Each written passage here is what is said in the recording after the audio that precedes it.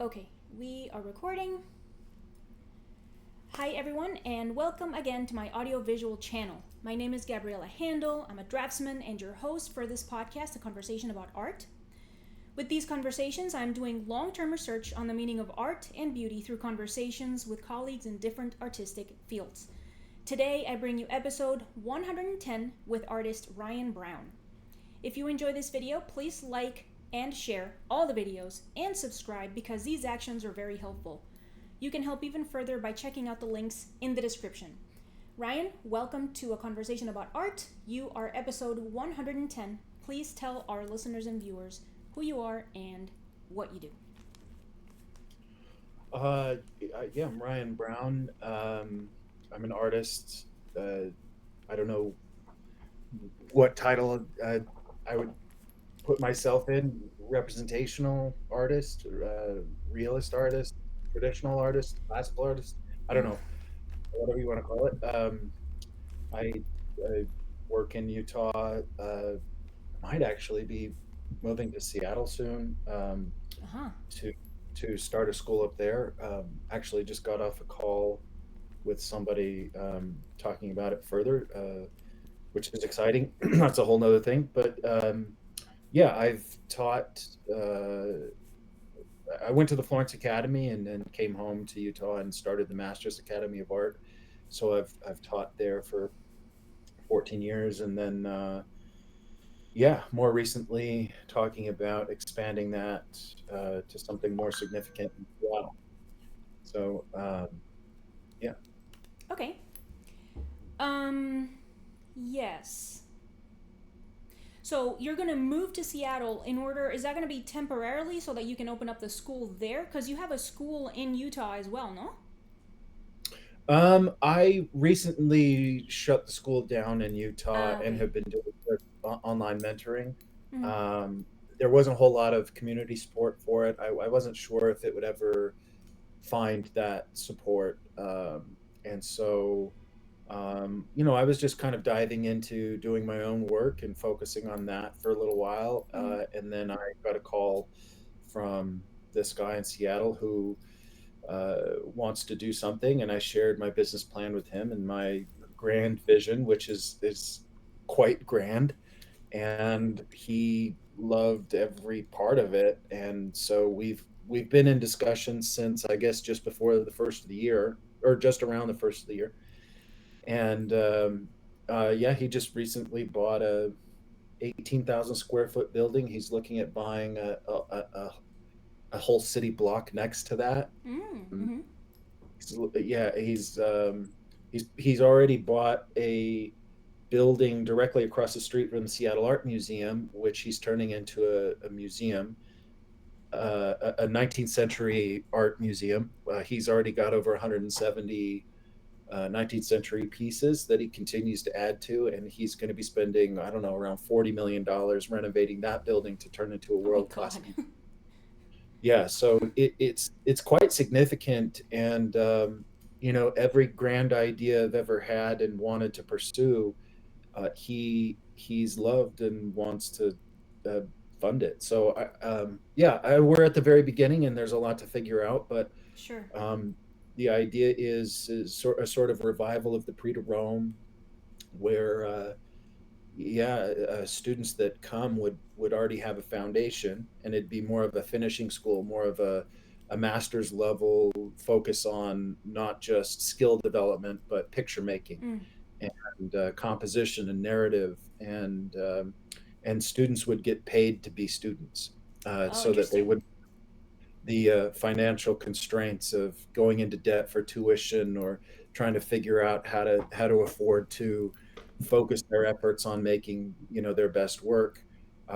They would be getting a monthly stipend and a studio space to basically try to become their best selves. So I see. yeah, that's where the idea is going.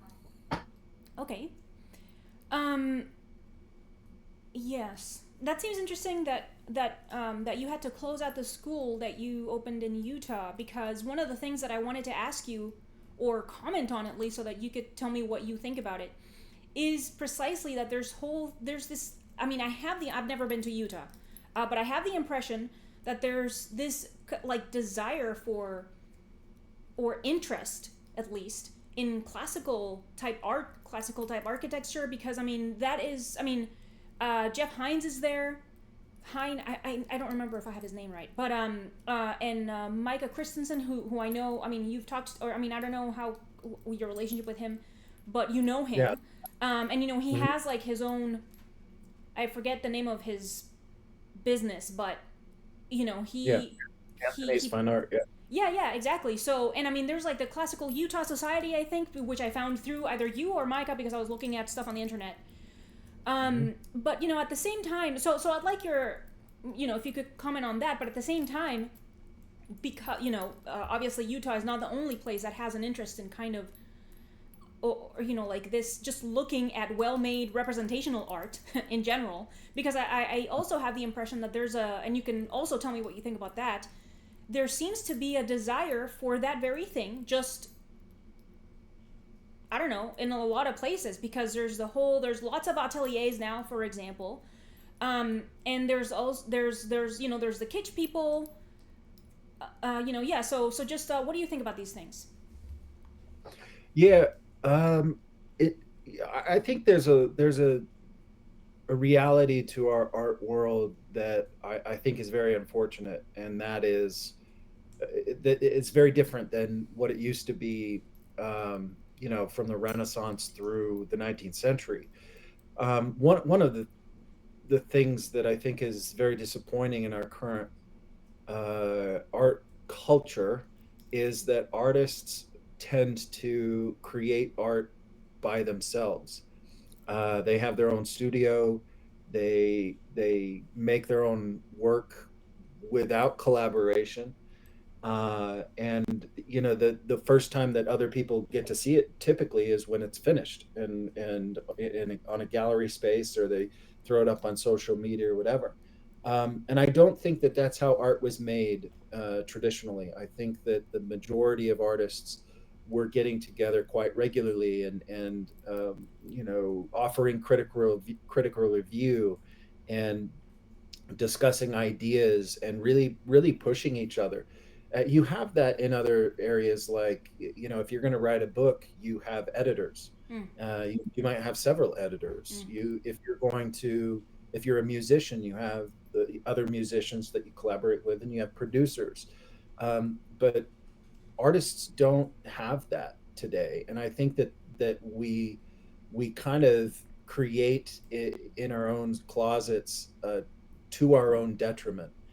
And Utah's no different. I think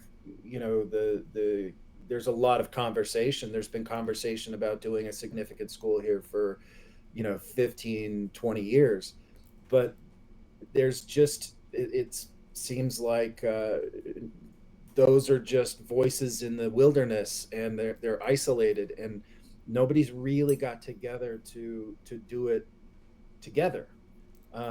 Jeff Hines got his thing, and it had absolutely nothing to do with my thing. And there's another little school that does their thing, and there's no real collaboration there.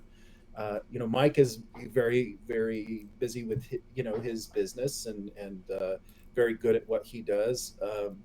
And he's a little bit more involved with a lot of different people, but right. obviously, he's writing books and collecting art and selling art, and so there's a lot of he's very busy.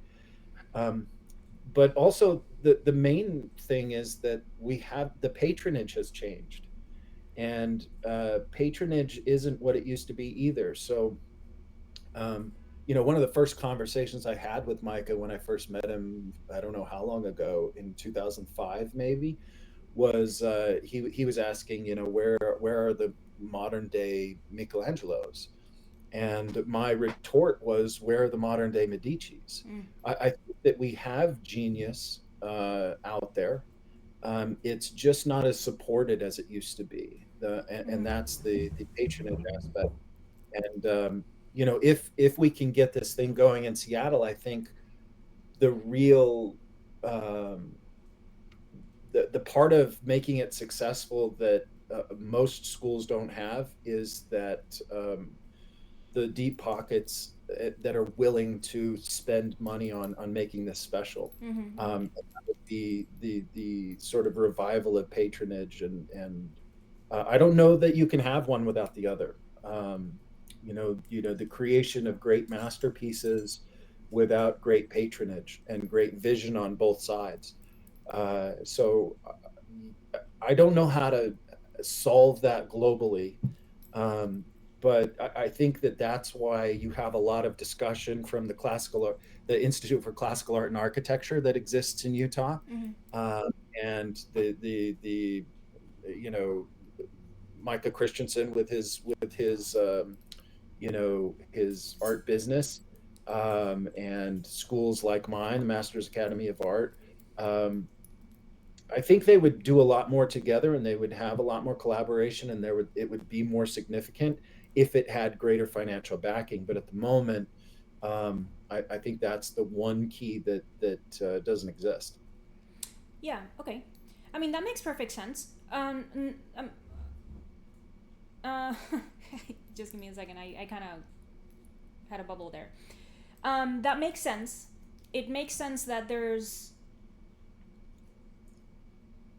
kind of a lack of one because there's a lack of the other. But at the same time, I wonder, what do you think about why, why is that happening? It's like, why are those relationships of patronage pairings with artists,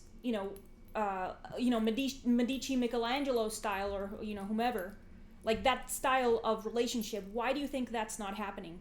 Because I mean, because like you said, there's plenty of accomplished artists out there, and there's plenty of money out there. I mean, the money is there, and so is the skill. So then, why aren't these pairings just happening more often? What I mean, in your opinion? Because I mean, I have an opinion, but I don't want to be like, I think it's because of this, and then you're like, yeah, I want to like, what do you think about that? I think in the early 20th century, the narrative changed. Interest in traditional art began to fade. Um, the narrative of relevant art was hijacked by a new movement of brutality and sort of an industrial uh, um, brutality that's mm, where art sort of morphed away from humanist ideals and something that a public could relate to and feed off of, um, and along with that went the patronage, and patronage in that sense turned from patronage that helped create, you know grand things that were, again, built society and reflected the values of society, and it turned into investment. And so the larger amount of patronage became a cold uh, form of pure capitalism rather than a society building mentality. And the art that we create, being more traditional and more of a service oriented mindset, lost its patronage as it lost its popularity. And I don't think that very many galleries or schools or um, organizations have done have made any real effort to repopularize the art that we make. And um, there's a there's a there's something that we've seen in today's world that we can follow if we choose to, and that is the idea of manufacturing your own relevance. Through social media, we've seen the rise of a lot of pretty insignificant figures with nothing really to say and no talent, but they've done a very good job of manufacturing their own relevance, using social platforms. Right. And they've really minimized human achievement to a large degree by um, uh, uh, popularizing mediocrity. And the representational art world hasn't taken note, and they haven't followed suit. They've done really nothing to manufacture their own relevance again. And so I think there's a lot of great work being done that nobody's really seeing. Mm-hmm. I don't think the market is expanding. I think it's shrinking because we're doing something that has an old a long-standing tradition to it, and we're denying to a large degree the modern platforms of putting it out there, where we're screaming in an echo chamber, and we're not utilizing platforms to expand our audience. So I think that it's very difficult to revive patronage when you're not trying to revive patronage. You know, you're just kind of focusing on making good work without focusing on who's going to see it afterwards. Mm-hmm. And I think that that's sort of a, a self-sabotaging mentality. Okay. Uh huh.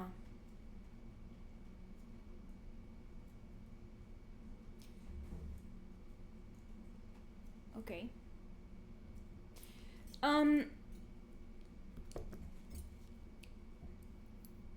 And okay, so then, what do you think about?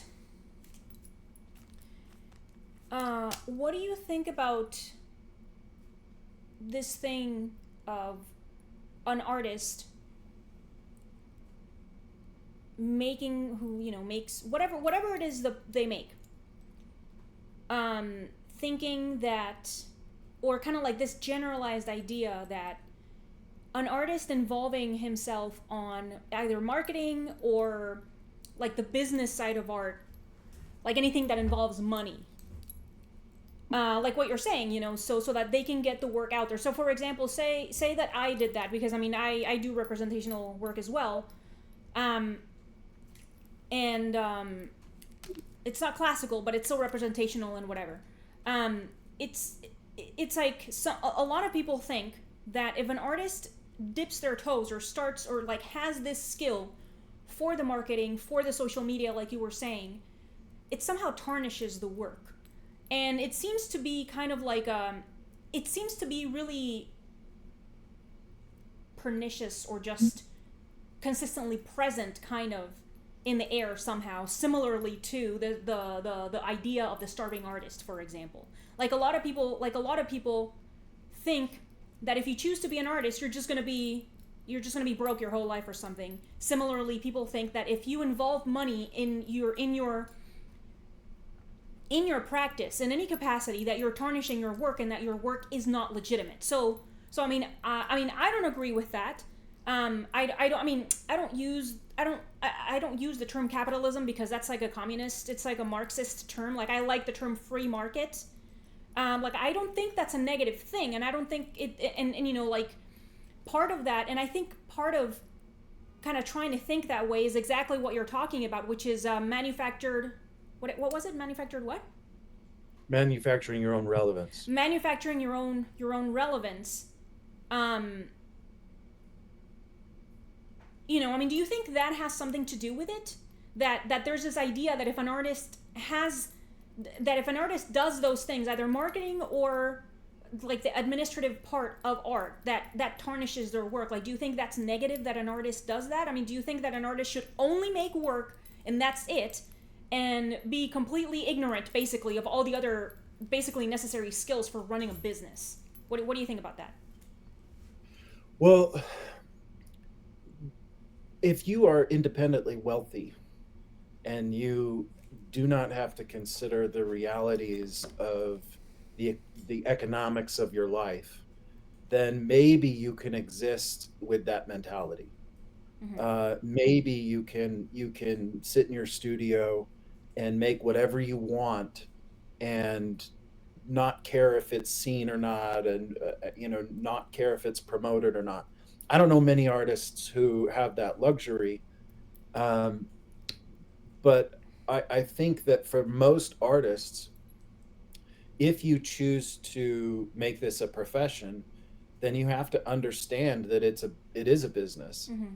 And this idea of money tarnishing it, the fear, I guess, there is that you would choose what to paint based on what others tell you to paint based on Right. what they think will sell, Right. and that then you lose yourself to some degree, um, in that process. But you're also trying to communicate something, and so the audience does have some say in what they're responding to, and you have to be, as much as you want to be a good communicator, you have to also be a good listener. Right. So I think that you have to pay attention to what it is that people are responding to in order to do work that finds an audience. But you also have to realize that you are a small business owner and you're responsible. Nobody cares if you paint or not. Nobody cares whether or not you're sitting in your studio and making art, because there's millions of other people doing it. So they don't need your art. But hopefully you do it well enough so that when they see it, they feel like they can't live without it, right? It you but Yeah, so I think there's a reality to it that, especially coming from the academic side, that narrative is very strong in that people think, that money's going to tarnish this and self promotion is dirty and Mm. blah, blah, blah. The longer you hold on to that idea, the longer you're going to starve, and the less likely it will be that you get to keep doing what you want to do. Right. Because you cannot, if you don't have money and you can't pay your bills, you don't get to paint. Mm. That's just true. There's a flip side to that, in where you have to know that you get good at what you spend your time on. Mm-hmm. So the more time you spend on social media and self promotion, the probably the bigger you're going to get, probably the more popularity you're going to get, because you're spending a lot of time trying to pursue that. Mm-hmm. Uh, and I do think that that's important, because you're doing something that you want other people to see. You're making Right. something for an audience. So it's important to build your audience. But the more time you spend doing that, the less time you spend painting. Right. Um, the more time you spend teaching, or trying to build a Patreon, or whatever it means that you're trying to, uh, um, you know, get the money you need to provide for your life. um, it's a very difficult balance, and I think everyone has to be try to be very brutally honest with themselves in terms of understanding their own priorities. uh, because if your priority is popularity, put more effort into that. You want to put more Right. effort into that, but when you put more effort into that, you put less effort into uh, you know maybe the quality of your work, or getting better, or pushing yourself, ending your skill set, or being more experimental, or whatever. But if you spend all your time in just making work and no time in the other, then you lose that way as well, Mm. because now you don't have an audience for what you're making. So I do think it's a very delicate balance. I don't think people should feel like money is dirty. I don't think that you need to feel bad about self promotion. I think you're doing something that's interesting. If you're doing your best work and trying to do something that um, is very true to your personal vision, you'll have an audience. But again, no, there's not very many galleries that are taking much responsibility in building an audience for their artists.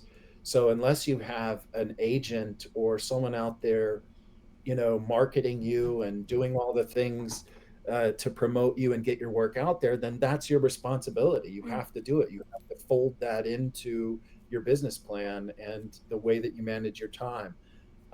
Ideally, like actors do, we'd have agents. and they would be out there hustling for us and finding us gigs and finding us commissions. It's just not typically the way it goes for artists. So if you don't have that, and your galleries aren't doing much in terms of promotion, well, then that's your job. Unfortunately, you have to find a way to balance that. Mm. Yeah, I think something else that is sorely, sorely, sorely missing from the art world, and from it, for anyone that has any interest in the field, is that aspect of the whole mentorship thing, the whole apprenticeship thing, because Mhm. I think with that comes not just kind of learning the basics of how to make things, um, but also arguably, if there was like a modern sort of apprenticeship type thing, it would hopefully also come with at least a little bit of that as well, like the latter thing that we were talking about, like the business stuff. Because like if somebody's an apprentice for long enough of another artist, the master artist, the one with the more experience teaching the apprentice, would teach the apprentice to whatever skills of painting or preparing canvas and whatever it is, but then also hopefully in a modern sense, contemporary to us, would also teach the apprentice the business side of stuff, like the administrative.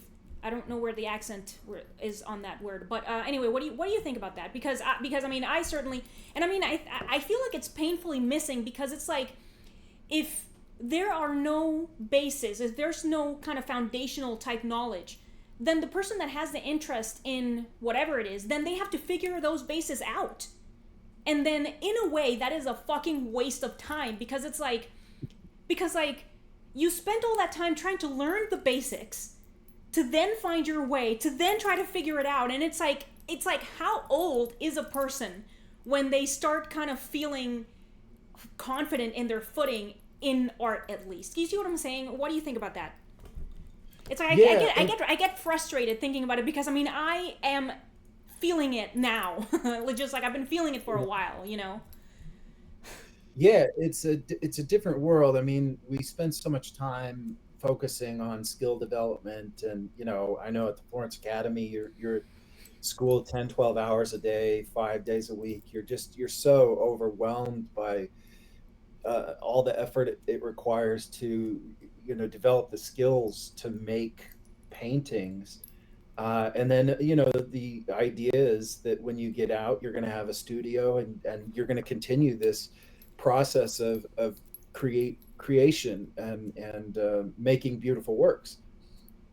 What's never talked about is the business of it, and how to keep your books, and how to communicate with galleries, and keep track of collectors, and send out newsletters, and manage your social media, and keep good accounting, and figure out what to charge based on your framing costs and shipping costs. And um, it's overwhelming, and it's more overwhelming because, like you said, there's really no um, mechanism in place to kind of, in the same way that you learn drawing, where they're giving you daily critiques, and opening your mind to these new principles, and helping you develop that. There's nothing in terms of bookkeeping or Mm, accounting, or how to do your taxes, or any of that stuff. So yeah, I think that is something that should be discussed. um, it's also frustrating because, in an ideal world, artists shouldn't be responsible for that. There should be, again, like agents that kind of help you manage the business side of, again, in an ideal world, you would hope that there would be agents that would help find commissions, keep track of your artwork, keep track of expenses, um, exhibitions, uh, museum shows, whatever. That just typically doesn't exist, and so we have to. We're kind of on our own here, yep. and not only do we have to figure a lot of it out by ourselves, we have to execute. a lot of it by ourselves, which means we have to wear a lot of hats. Mm, And if we're not taught, one, which hats we have to wear, and then how best to wear them, then yeah, it's an uphill battle. It's really hard. It could take years and years to figure out. And most artists, truthfully, never make it right. uh, those years. So they um, it's too crushing. It's just too much to do, and learning how to manage your time and balance everything is very difficult. So yes, I do think it's something that they should offer courses in at schools and academies. Um, and I do think it would be really useful if there were more of a network of experienced artists that could mentor on those things. But I know in talking to a lot of artists, I feel like I'm sort of mid career here. We all feel pretty inept, you know. Yeah. Like I could tell you my experience, but I don't I'm not I wouldn't claim that I'm like this grand success of an artist. So it feels a little odd to share my experience of ups and downs and whatever. I've muddled through and figured it out, and I'm lucky enough to keep going and be relatively successful. But I don't know that I have a template that I would be able to Mm, set out for people to follow. Um, so yeah, I don't know. I don't know that I have a strong answer to your question. I wish it was easier. I wish there were more more things in place, more resources for artists, but unfortunately, it doesn't seem like there really are. mm. Okay, fair enough. Okay, all right. So, Mr. Brown, what is art? I think art at its best is something that the the human species only has the luxury of thinking about when it has accomplished, when it's come together to create an environment that has some element of leisure, Mm-hmm. when life isn't all about the pure struggle of surviving, Mm-hmm. and we earn moments of leisure. It's something that allows us to think about what life means. And when we think about what life means and the philosophy, and we develop philosophy, and we start to think about our interconnectedness as a species, I think art naturally is our best attempt at defining that interconnectedness as a species, defining our common human experience. And we do that through the spoken word and the written word. We do that through music. We do that through visually. And I think art at its best is an attempt to poetically share what it means to be human. Mm-hmm. And to me, that's why modern art, contemporary, whatever you want to call it, abstract art, is far less of an art, uh, because it disconnects itself with the human condition. It doesn't necessarily speak to what it means to be human. I mean, if you were an alien, you came down and saw a Damien Hirst, I don't think that it has anything to do. I don't think you'd understand people through that kind of art. Mm-hmm. Um, and I think that it's because it's so disconnected. If you look at a Jackson Pollock, there's a disconnect with what it means to be human. It doesn't really mean anything. It doesn't relate on any level to humanity. Mm-hmm. Um, I'm not going as far as to say it's not art. I would just say that it's not. It's the least successful of art because it has a disconnect with humanity, And the most successful art is the most connected to humanity. It's the most legible, the most understandable form of expression about what it means to be human. Okay. Um, I don't think it's art. The two examples you gave, but you don't have to agree or anything. Um, but I want to know, why do you think that a certain a certain threshold of comfort and kind of shelter from danger is necessary in order for us to be able to produce art? I think it's in the moments of leisure that you are allowed to spend time with your thoughts. Mm-hmm. I think when your life is full of uh, providing for necessities to avoid catastrophe, to shield yourself from death and impending doom, that's all you get to think about. I don't see um, uh, uh, I don't I don't see that you have the luxury of dreaming and contemplating if you're constantly just trying to survive. Mm-hmm. And so I think it's those moments of leisure that when you can achieve that, when survival isn't foremost on your mind, that you get to contemplate on what life is about. And without those moments of leisure, uh, I think that would be impossible. Mm-hmm. Mm-hmm. Okay. Um. Okay. So I mean, the reason for which I ask is well, it's a couple of reasons. First, I mean, as far as I understand, we've been making some degree of artistic visual production for a long time.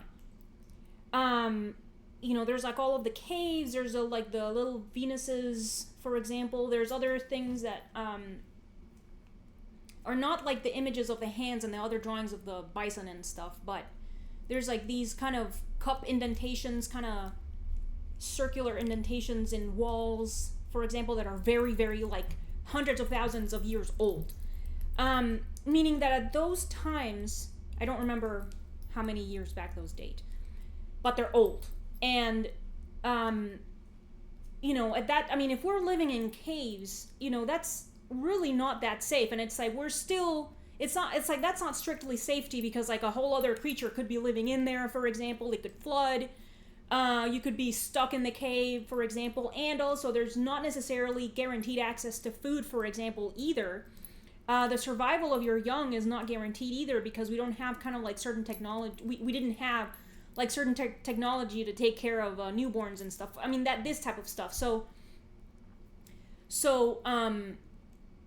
okay, so I'd like to know what you think about that. And also, I'm reading still, if anybody's keeping track that listens to the podcast, because I think I've been saying that I've been reading Dennis Dutton's book since like episode 5, I think, which is a while. Dennis Dutton's The Art Instinct. Dennis Dutton, I'm lingering in the part where he argues that the production of art is part of not natural selection, but sexual selection, in terms of it somehow being part of the overarching values that humans value in a part in when they're looking to mate. So it's similar in a sense to the peacock's tail, because the peacock's tail is an absurd characteristic for an animal, and the purpose of it is to show the fitness of the peacock. It's like, yeah, I can survive and get away from things, even though I have this freaking ball and chain hanging out of my butt. Like I can fly away, it doesn't matter. I am healthy enough to maintain this tail, to have it be beautiful, and it does not hinder my survival. So it's something like that. So what do you think about these arguments? Yeah, I could see that. I think the caves, the cave paintings, and the ancient art like that. I still don't think it exists if that culture isn't evolved enough to spend the time painting. I don't, you know, if and I think that's a social. It's a mirror to that the social aspect of what that culture must have been, right? There, I'm sure that there was still a sort of um, what a an immediate need to constantly feed yourself and clothe yourself and shelter yourself from danger. But this that society had to be big enough where people had different roles. It had to be comfortable enough for those different roles to manifest themselves. And it, you know, some of the roles may have been in making pottery. Some of the roles may have been which would be useful, but also maybe somewhat artistic. There had to be roles for people to build shelters. There had to be roles for hunting and gathering, and there had to be enough of a social order for there to be time for someone to have the role of recording stories, which was what a lot of the original art was. So I think that there had to be a certain evolution beyond just survival for those things to exist. And yeah, I don't know how I feel about the last thing you said with the peacocks. I think um, I'm not sure. I'm not sure what that means exactly. But I think that society has always valued their own stories. All cultures, all societies have valued their own stories, and art has been the best way to do that. Whether that's architecture, whether it's the spoken word, whether it's you know, the artifacts that we find through pottery or other elements, the way that they may have their ceremonies in burying their dead, their following of the stars and the stories that they told that may have been religious rites. I think all of those are forms of a social order trying to explain itself and tell its own story. And I think all of those are a form of art. And you know, picture making is just one piece of it. So um, yeah, I don't know if that answers your question or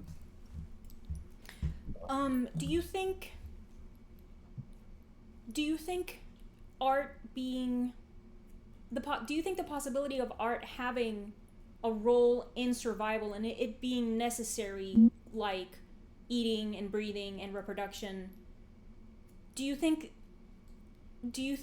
that belittles it somehow? no, I don't think art's necessary. I think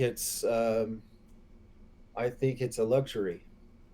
Um, I think it's an inevitable pursuit, but I think it's a luxurious pursuit. I think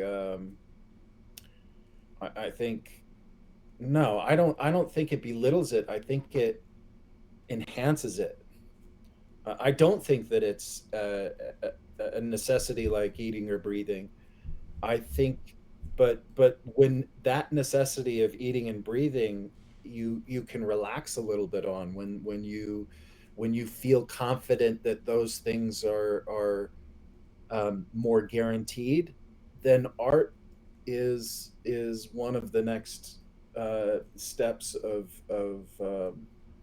evolving your mind and or shows the evolution of your mind. It shows that a society now has the luxury to think and dream. And so I think it's not a necessity, but it's an inevitability. And I don't think that that diminishes its importance. I think it enhances it because it shows so clearly what it's like to be human, and it shows the commonality of what it's like to be human over hundreds of thousands of years. And there's something special about what ties us together, especially today where everything is so polemic. um, we need more of that evidence of how we're similar, and how our shared experiences are similar. Okay. All right. All right. So, Mr. Brown, what is beauty? Hmm. Hmm. That's a good question. Um, I think beauty is relative. I think um, I think it's an emotional response to um,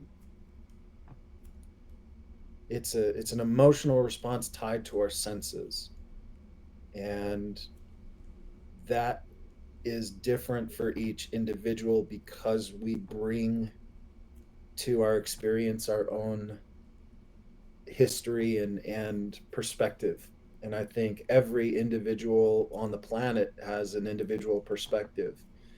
And so how their um, senses react to things around them are individual. And I think beauty is our senses, is a positive reaction of our senses to things that we hear, or things that we see, or things that we touch.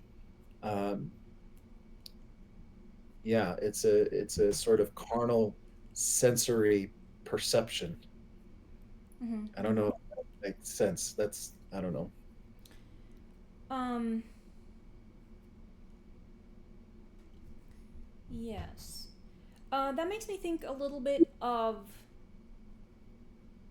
kind of more, maybe, like arguably cynical people who say that love is only a series of chemical chain reactions within or whatever.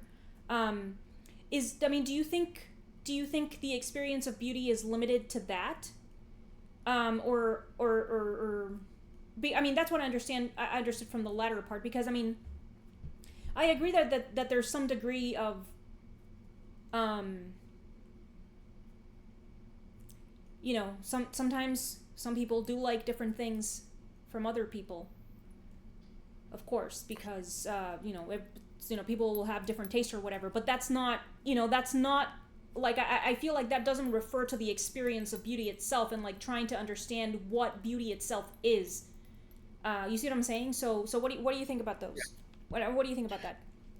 I think that, yeah, beauty at its base is a carnal reaction to exterior elements that tickle our senses, Mm-hmm. right? That's at its base.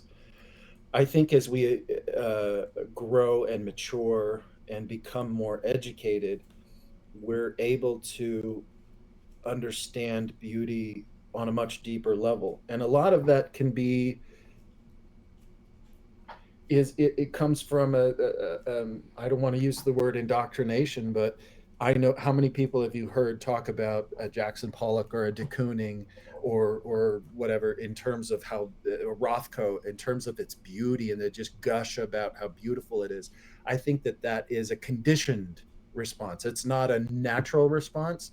I think it's a conditioned response to what they have been educated to see as beauty. Mm-hmm. I think that can happen in a number of different ways. Um, and I think that some of them might be a little bit unnatural.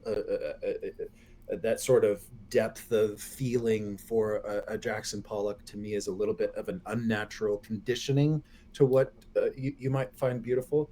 Whereas, if you read Dostoevsky or Charles Dickens, or listen to Beethoven or Bach, you can, through education, appreciate the beauty of those designs more and more and more, the more educated you become with them. I don't think that that's a bad form of conditioning to beauty. I think it's a form of educating yourself in a way that gives you a greater appreciation of the beauty. Does that make sense? Mm-hmm. Um, in one way, you're seeing more degraded things as higher things, which I think is unnatural, and in one way you're seeing elevated things in a more with more depth. And so, yes, I think beauty starts with a very natural response, but our appreciation of beauty can broaden and deepen through greater understanding. Mhm. Does that make any sense? Yeah. Um. Okay. Um. All right. Just give me a second.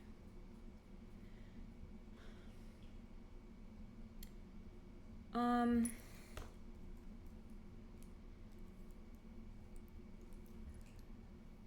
I think I have like an issue with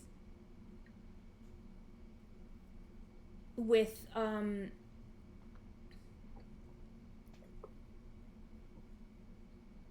certain arguments in favor of indoctrination, just because and it's really only, I think, because I have heard so much, as you were saying earlier, with the whole polemic, how everything is, so many things are just polemic, uh, in recently and in the recent past, that it's like I am just up to my nuts of hearing how everything is a fucking cultural construct.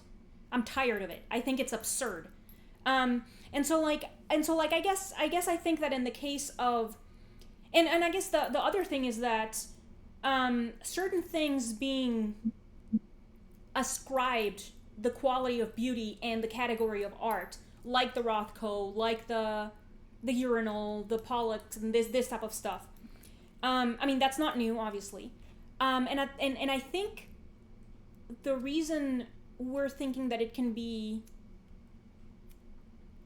that a person's idea of both art and beauty can be polluted is because we've been doing it to ourselves since that stuff started happening. So then, kind of generationally and collectively, we've kind of like poured this pollutant into kind of like this stream of ideas regarding the subject.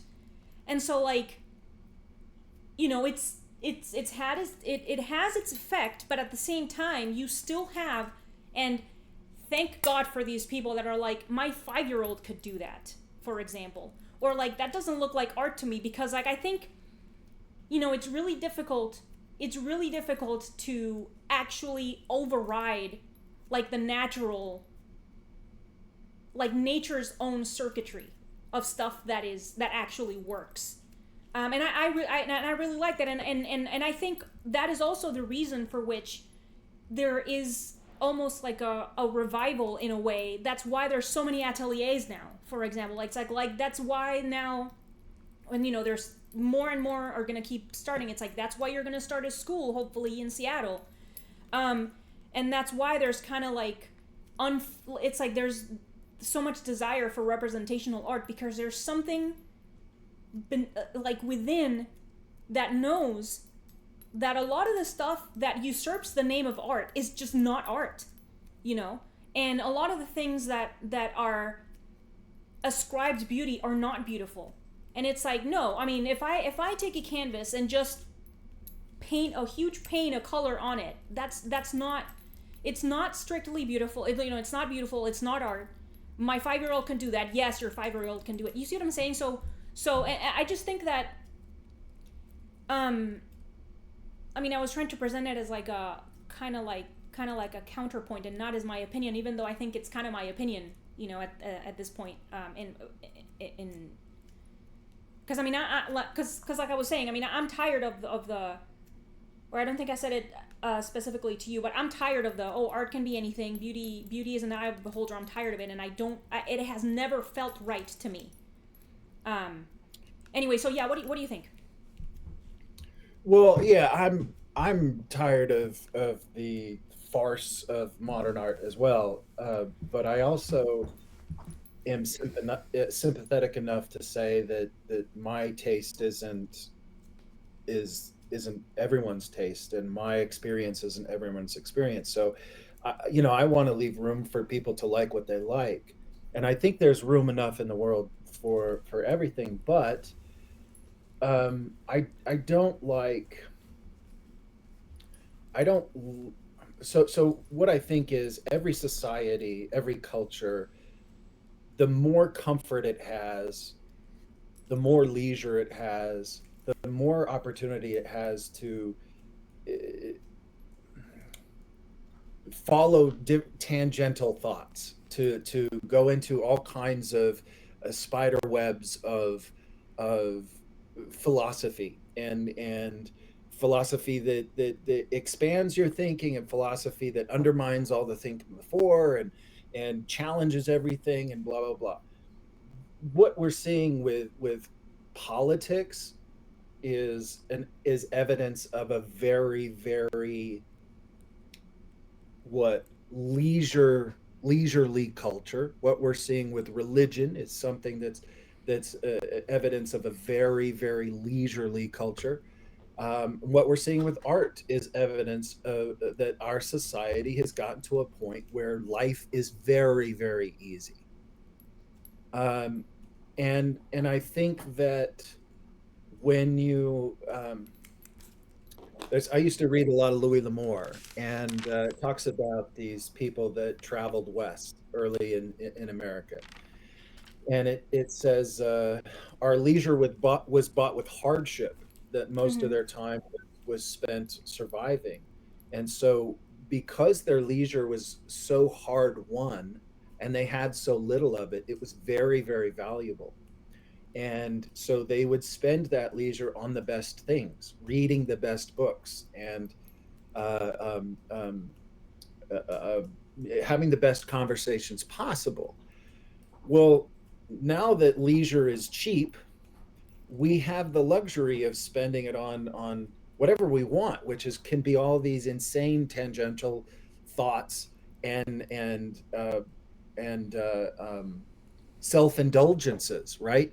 You can scratch on a piece of paper, you can put a piece of shit in a can and put it on the wall and call it art. You can do that because we can do whatever we want. It's just life is so easy today relative to how it used to be. So spending our thoughts on the best things we can isn't necessarily that important, and we've devolved into this sort of self-immolation culture, which happens all the time through these waves of history. Mm. The more comfortable a society gets, the more susceptible they are to degrading themselves and self-destruction. Um, and I think that we need, to some degree, some resistance in order to remind ourselves what what is the best of human beings. um, can we focus more of our attention on the best aspects of being a human being and how we're connected?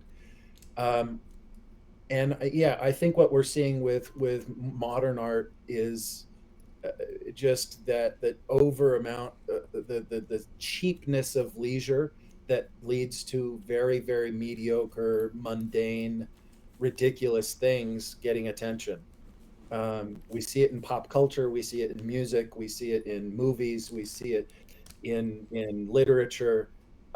We've just accepted very low forms of creativity as the standard. And um, yeah, so trying to do something great in a world that has no standards, you're trying to force standards in a world that's denied standards, and that's a pretty uphill battle.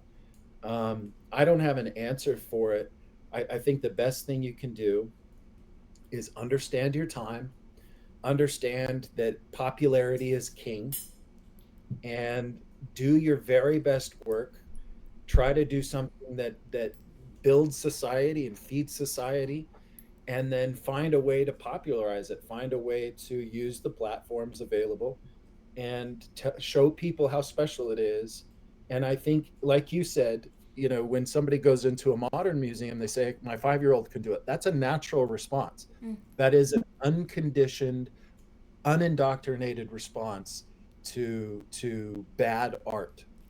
But when you show them really really good art, It's like watching a great chef make a great meal. It's like watching a great woodworker make an amazing table. It's like watching a sprinter in the Olympics. You don't have to know anything about those things to Right. understand the brilliance of that human achievement. And it's the same thing when you walk into a museum, totally uneducated about art, and you see a Waterhouse or a Sargent.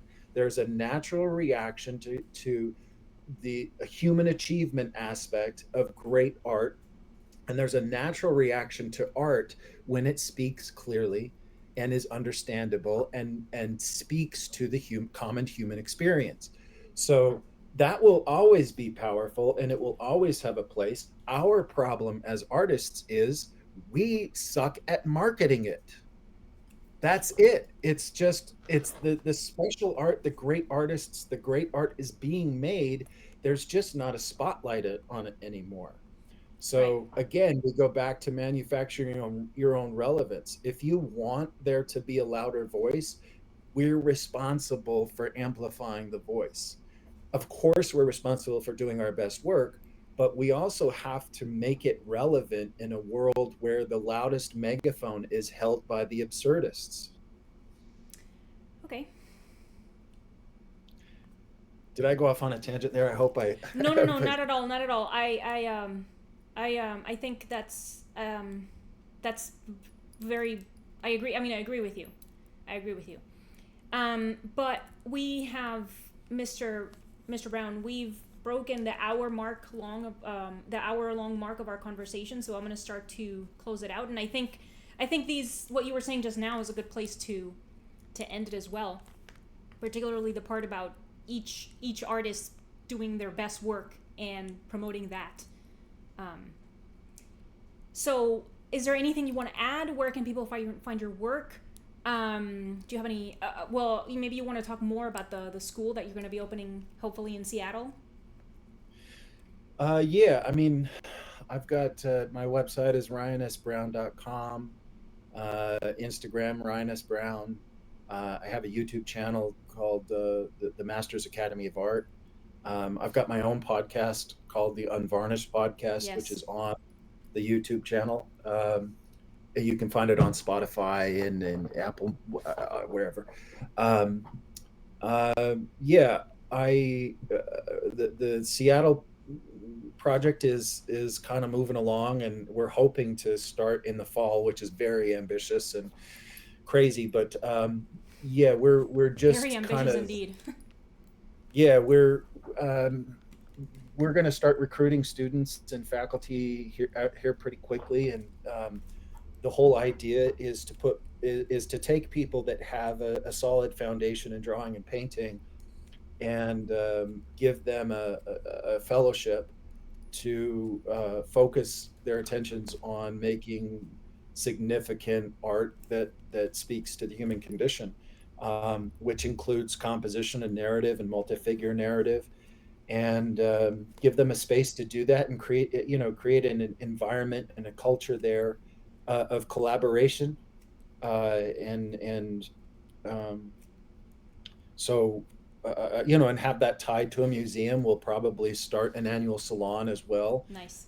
major exhibition, and hopefully couple that with a conference, an annual conference where we can bring people from all over the world and do demonstrations and have discussions. We'll have humanities being taught and lectures, and hopefully tie ourselves to the film industry as well, and Mm. talk to cinematographers about composition and talk to filmmakers about storytelling, and um, maybe even have a place for small concerts and lectures and maybe even comedy shows and like I think there's a lot of potential there, and we have a guy who has a grand vision and is willing to spend money making something special. So yeah, I think you can watch the Masters Academy of Art. The Masters Academy of Art on Instagram. Watch that. The Masters Academy of Art.com is the website. We're going to be revamping that and relaunching that. We're going to do a lot in terms of filming the process and putting it out there. And so, yeah, there's a lot coming shortly. But there's still a lot to figure out. Yeah, that sounds really awesome, and I'm excited. I'm excited to see what comes of it. So Me too. yeah, Yeah. that's awesome, and good. Best of luck. Best of luck to you with that. Okay, so all right, so I'm gonna start to close it out. Thank you, Ryan, for talking with me today. Thank you, everyone, for listening. If you want to support Ryan and my podcast, you can do so through the links in the video description, and I'm going to put the links that Ryan just mentioned in the description as well if you want to keep track of this upcoming project of his. So, well, thank you, everyone. Again, thank you, Ryan, and I'm going to cut it off now. Thank you, everyone. Bye. Thanks.